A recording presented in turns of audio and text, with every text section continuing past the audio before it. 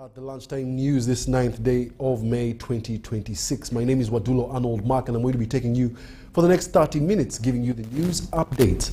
To start off, the Chief of Defense Forces, General Muhoozi Kainerugaba, has rallied all participating security forces to uphold discipline, dedication and professionalism ahead of the 12th May 2026 swearing-in ceremony, saying that their conduct will reflect Uganda's pride and unity before the nation and the international community. General Muhoozi made these remarks while presiding over the Joint Security Forces rehearsal held on Friday at Kololo Ceremonial Grounds. The rehearsal brought together personnel from the Uganda People's Defense Forces.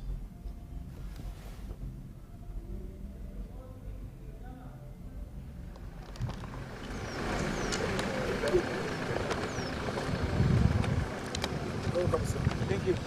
How are you? The project area, the field is big, but the water reserve is very small. And they have also agreed that I think it is not enough to irrigate all these fields at a go. Now, if out of the 9 blocks of the 1,650 acres of land, they can only irrigate 3 blocks in a day. So that is almost less than 40% of performance of the dam per day. And I don't think this is expected to increase production and enable the farmers here raise money that will enable them run the activities of this cooperative, including maintaining the irrigation project. I don't think it will serve the purpose. And if you don't do that, then I am very, very sure that government will be putting in money all the time to service this scheme, because the farmers at that rate will not be able to raise money. The people, like you can see, are very, very interested, very, very motivated, that they all want to produce and make money. Their only challenge now with the progress of the project, which I really think we should fast track. And of course, we must have value for money. I am going to look at the Auditor General's report, and then the people here have demanded that we come back and report to them, because they, with the layman's eye, cannot see. But us as government, we should come back and report to the people through our parish barazas, which I think is the best way of giving accountability to the people.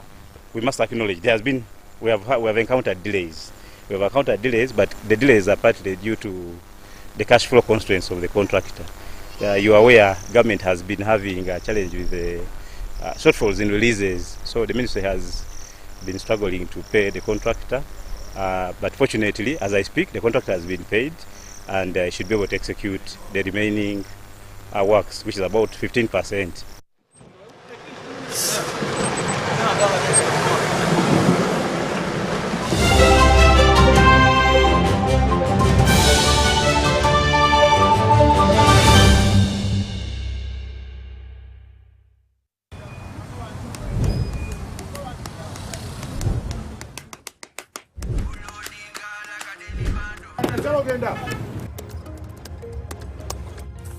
And that's it for today. Till the next episode.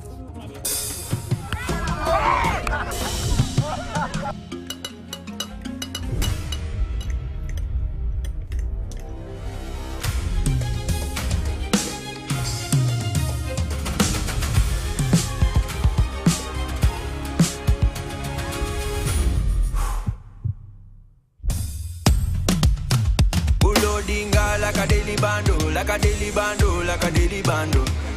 Omuliro nguwulira muli mu mutima kukankana like drums. Kalakata, enendungu yakusabula.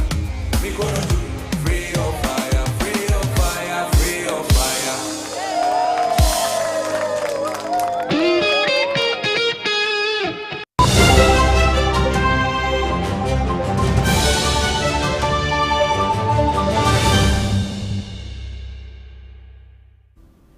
It's our mission. We do beg your pardon and apologize for the technical mix-up. The Assistant RCC Kampala, Geoffrey Serwada, has reassured Kampala residents that the money pledged by Yoweri Kaguta Museveni will soon be deposited on their SACCO accounts. He made these remarks while meeting members of the Kick Out Poverty Initiative drawn from 5 divisions of Kampala. kick out poverty. These are the people who went to Katavi. They wanted to meet Muzei, and Muzei directed us to help them open up the circles. So we did that. Circles are already in place, and the accounts are there in housing finance. So we are just encouraging them to open up, to keep on saving on those accounts, such that in like 2 to 3 months they will be receiving money, because we have to recommend them to the president such that they receive money on their accounts from State House. Poverty ekola divisions 5 ezikola Kampala. Buli division tulinayo ettabi lya kiiki. Enkola eno yatuweebwa president, twali tutwalibwa kiiki emu, president n'agamba nedda mukole poverty ng'etwalibwa divisions zonna ezikola Kampala. So twayise mu mitendera gyonna. State House yatusasulidde certificates, State House yasasulidde accounts mu housing finance, era nga buli kimu kyawedde. Tulinze bulinzi pledge ya president yatugamba kyagenda kuba tukwatizaako mu kick poverty. So that this division circles, we were once in one division known as the Kampala Kick Out Poverty Cooperative Society Limited. So we were advised to open up divisional circles after meeting His Excellency Yoweri Kaguta Museveni at Katavi. So when we returned, we are promised by the Director General that we is going to facilitate all the divisions in opening up bank accounts for all divisions. So today is a Friday. We have successfully opened up our accounts. Our mission as Kick Out Poverty was just to elevate our people who supported His Excellency Yoweri Kaguta Museveni. The grassroots, from the grassroots, we have been with the President, following in very big organizations, but we don't benefit. So Kick Out Poverty came out as with those people who support His Excellency and they don't have their voices. So we came together so that we could mobilize ourselves and support His Excellency. After all, he could give us an appreciation in return. So here as Kawempe and Rubaga, I speak on behalf of Kampala Kick Out Poverty as all the divisions. I'm the secretary, and I appreciate His Excellency that our certificates in divisions were free registered, and we have free opened up our bank account. More stakeholders in the creative arts sector have called on designers, institutions and government to embrace emerging technologies including artificial intelligence to improve production, innovation and skills development within the industry. This call was made during an exhibition at Makerere University where exhibitors and education leaders emphasized the importance of studio practice and technology in advancing design and creative arts education. Abstraction in textile surface design. The main exhibitor, Dr. Venimere Nakaziwe, encouraged creatives to place greater emphasis on studio practice as a way of strengthening creativity, innovation, and professional growth within the creative arts industry. We have the biggest collection of art and design south of the Sahara, with the exception of South African universities. It was because of studio practice. We need to keep that tradition. Once we get out, how can we be able to function? Henry Arinaitwe, Deputy Vice Chancellor for Finance and Administration at Makerere University, commended the role of practical learning, noting the positive impact such exhibitions have on students and the wider academic community. It shows us that you can do quite a lot. Here you've just explored one aspect to do with butterflies. But now what if we go now into other areas? Beetles you've talked about, flies and what and snails. I'm sure we can extract a lot of stuff there, which is very informative. Designers have also been urged to embrace technology and enhance innovation with the creative industry. As the world is transforming, there are certain things that we must adapt to very quickly, and technology is one of them. Technology is here with us. It is to stay with us, but it is a need to balance it. There is a need to balance it. Using digital technology, we can mass produce, but producing work by hand, we are able to keep the real aesthetics as they are supposed to be. The exhibition not only showcased the power of creativity and innovation in design, but also highlighted the growing need to support artists and designers through practical training, technology, and digital innovation. The Permanent Secretary, Ministry of Higher and Tertiary Education, Innovation, Science and Technology Development in Zimbabwe, Professor Fanual Tagwira, has lauded Uganda for the exemplary way her academic institutions of higher learning are implementing the Higher Education Access Certificate Program. Professor Fanual Tagwira is in Uganda under the auspices of the National Council for Higher Education to benchmark and examine Higher Education Access Certificate Program practices in institutions. Until their programs are established. We came to Uganda on a benchmarking visit where we are trying to do a fact-finding mission on the bridging program that Uganda is now implementing, which is called the Higher Education Access Certificate, which enables young men and women who previously had not managed to get 2 principal passes to be able to get a second chance to study, get a certificate, and go to university. We in Zimbabwe, we also have a lot of young men and women who have one subject at A level and would benefit from a program of that nature. Ernest Cook University, we were told by National Council for Higher Education up this program, and I think that's based on the infrastructure, the laboratories which we have, the different equipments we have a very modern state-of-art anatomy lab and also very modern ultrasound skills laboratory, plus of course biology and physics labs, and very well qualified teachers, very well qualified lecturers who can ably deliver this information. University foundation programs are there to bridge a gap between those who have not attained a certain level of knowledge to those that have attained. In Uganda, we have had this foundation program for some time, and it was accredited by the National Council in 2016. And as a requirement, institutions are supposed to bring their higher education certificate program to National Council for Accreditation.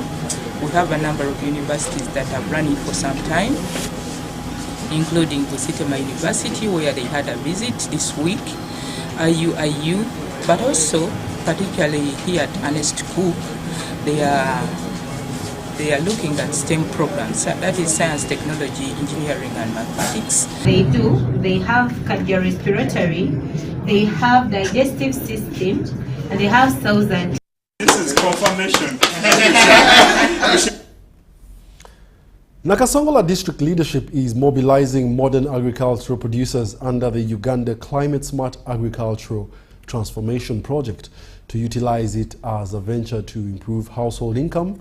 The Chief Administrative Officer Nakasongola, Kagwa Darius, has asked residents to embrace government programs and avoid misappropriation of the money. The main theme today, the focus has been on a program, Climate Smart, but we have also used this opportunity to mobilize the people and to cause awareness on other programs of government like PDM, Emyoga, YLP, UWEP. Key emphasis has been we have mobilized the people to be mindful of their expenditure, because we have realized each time people receive money, their levels of expenditure become extravagant, and that affects the little resources they would have obtained from government. We have also appealed to them to have integrity such that they stick to the purpose and objective of accessing the money. As a local government, we have 4 value chains that is under crop, it is coffee, and then under livestock production we have beef cattle and dairy cattle, and then under fisheries we have the tilapia, and then under the beneficial insects we have the beekeeping and then the black soldier fly. We have supported the farmer groups to actually come out with the business plans, and they already know the inputs which they are supposed to benefit and the demand for the inputs under those various value chains. It's benefiting us as a community because we are farmers. I deal in coffee farming, and on the other part I also want to start beekeeping, and I've seen it is almost carrying all of them. Now I expect to benefit me and the entire community. I gained in climate smart agriculture with the system of irrigation, and also we're going to gain because we're going to get fertilizers. And over 10 schools in Uganda have participated in the National Secondary Schools debate aimed at enhancing the students' public speaking skills, assertiveness and personal confidence in society. Atwine Muhwezi, the head teacher at Nalia SS, applauded the students for having exhibited good quality debating skills. I thought asking for help would make me weak until I saw my friend cry after therapy. Respected judges, patrons present, teachers, students, ladies and gentlemen, my name is Teta Georgina Nwedra, and today I stand before you to speak about a friend of mine.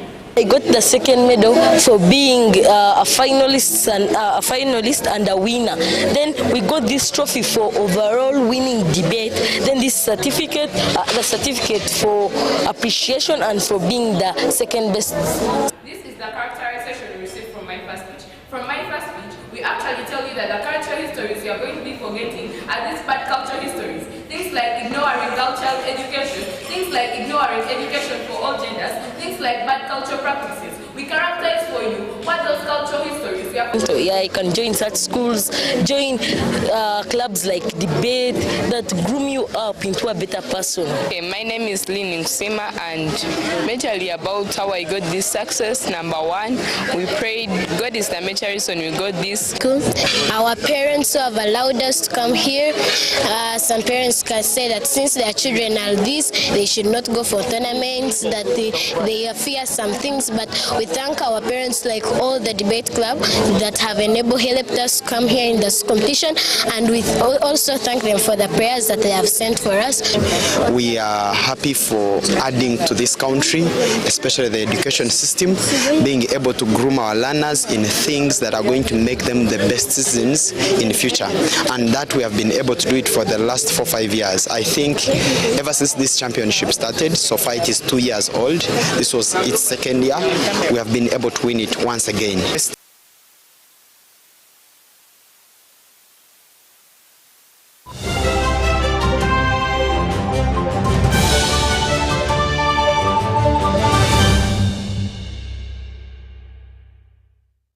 It's our mission to secure your money. Protecting your money is as important as earning it. It is for this reason that the Deposit Protection Fund of Uganda, DPF, was established by the government of Uganda to provide deposit protection to customers of regulated financial institutions. In the unlikely event that your commercial bank, credit institution or microfinance deposit-taking institution fails, the DPF will pay you up to 10 million Uganda shillings. Keep your personal information such as national identification number, mobile phone or an alternative bank account updated with your banker. Terms and conditions apply. For more information, contact DPF at Aha Towers, Plot 7 Lodell Road, Kampala. Call 0312 206 400 or visit our website at www.dpf.or.ug. We are the DPF. We protect your money. Deposit Protection Fund of Uganda. In a fast-moving world, why are we still stuck with paperwork? Signing here, stamping there, moving from office to office. It's exhausting. Now, there's a better way. With UGPass, you can securely prove your identity, sign documents, and access government services anytime, anywhere. No delays, no stress. Everything is instant, safe, secure, and government-backed. UGPass, your identity secured. Available on the Apple App Store and Google Play Store. UGPass is a product of NITA Uganda.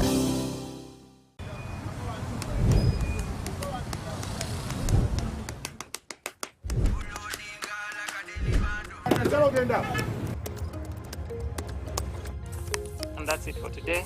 Till the next episode.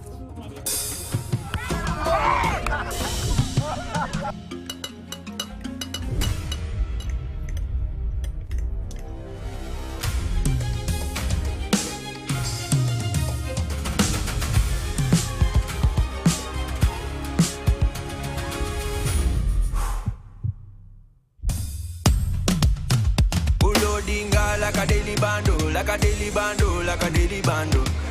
Omuliro nguwulira muli mumutima kukankana like drums. Kalakata, kalakata, enendungu ya kusabula. Mikono juu, free of fire, free of fire, free of fire.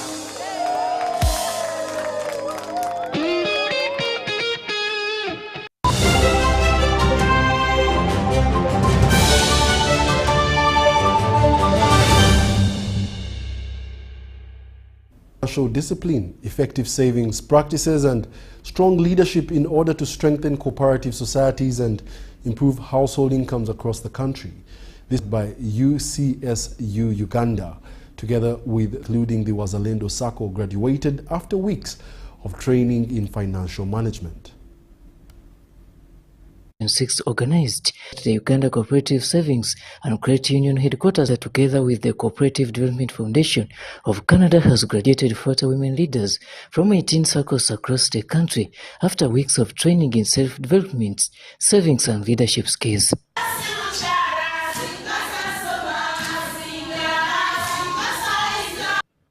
Speaking during the 5th graduation ceremony held at the Uganda Cooperative Savings and Credit Union headquarters in Maganjo, Colonel Alan Chitanda, the head of Uganda Cooperative Savings and Credit Union Limited, emphasized the importance of understanding the national economy and positioning Uganda's cooperatives on the international stage. Circles have been very key in transforming their economy. So, equally here, when you look at now the latest intervention by government, through the parish development model circles and now the existing circles, you can see there is hope, there is a ray of light ahead. Through the cooperative movement or through the circle industry, we can develop this economy overall. Because most of the bankers that we have, most of the commercial banks actually that we have are not originally here from Uganda. So these circles now will help to enlarge financial inclusion. Masetu Mukonde, the CEO, Stead Fin Uganda Sacco, said the training had equipped women with leadership skills in savings and self-development, which they expect to use in empowering others. As women leaders, you carry the power to inspire, trust, promote integrity, build resilience, and open doors for others to follow. Never underestimate the impact of one confident, informed, and determined woman. Because when a woman rises, she lifts many others with her. One of the participants, Champaira Ivas from Wazalendo Mental Circle, noted that the training has given them confidence and practical knowledge to improve their communities and financial institutions. We've met women who walked paths like ours and still choose to turn back and lift others. That should change you. That should change us. We want to give special appreciation to our circles for sponsoring this program. The graduates were later awarded certificates of appreciation for successfully completing the mentorship workshop. Story compiled by Proscovia Chontawaire for UBC News. Uganda has strengthened its global coffee trade ambitions through a new strategic partnership with Cafe Caville aimed at expanding coffee exports and deepening commercial ties with Turkey, unveiled during a high-level coffee cupping and trade engagement in Ankara. The collaboration positions Uganda's premium Arabica and Robusta coffee varieties before Turkish buyers, investors and specialty coffee consumers amid growing demand for origin-driven coffees. From Cafecaville, you'll be able to get Ugandan coffee. If you want to make orders, among others, through Cafecaville, you'll be able to reach us. We are here with a team of coffee experts from the Ministry of Agriculture in Uganda. They are here to do coffee cupping for the Turkish people to get the taste of the Ugandan coffee, roasted Turkish style, and also the Ugandan coffee, roasted the Ugandan way. And this has been amazing because I think it's been a very successful event. My message is please feel free to come to Uganda and make orders. Today is a celebration ahead of COFEX, which is going to take place between 8th and 10th in Istanbul. We want to thank the organizers of COFEX. So for us as Uganda, this is an introduction before COFEX. At COFEX, we'll be having a Uganda stand. Please, those who wish to interact with the Ugandan coffee exporters, we will be there. DFCU Bank is celebrating 62 years in Uganda, marking a significant milestone since its founding on May 14, 1964, as the Development Finance Company of Uganda. The bank has launched a month of giving back characterized by staff-led initiatives across its 56 branches rather than traditional corporate functions. The anniversary activities are centered on its core corporate social responsibility pillars of health and education, headlined by a sickle cell awareness walk taking place this Sunday starting at the bank's head office. We are continuing a tradition that we started when we turned 60. DFCU was established in May of 1964, just 2 years shy of Uganda's independence. And basically what DFCU was established for was to help develop, finance the development of this country, right? And with that, we have had customers who have stayed with us for so many years, right? So we are calling our anniversary, our birthday, the 14th of May, we're calling that DFCU Humanity Day, because this is a day we are choosing to give back to our society. We call it acts of kindness. So we started the acts of kindness when, like I said, when we turned 60 in 2024. In 2025, we even went bigger by partnering with Rotary Uganda, where we then did, we came together to do health camps. In October and November of 2025, we were able to do 11 health camps, and we saved a significant amount of lives then. So the walk is happening on the 10th of May, like I had already stated. It's on a Sunday. It's going to be at the DFCU head office. That's where the start and the finish will be. It is on top of that, we'll also have testing happening at the premises. We'll have testing for sickle cell anemia, whether you're a sickler, whether you're a carrier, whatever it is, you will know. We'll have doctors on hand. And that brings us to the end of our UBC Lunchtime News this afternoon. Thank you for being a lovely audience. Do join us for more news in our subsequent bulletins. My name is Wadulo Arnold Mark, and have yourselves a lovely afternoon.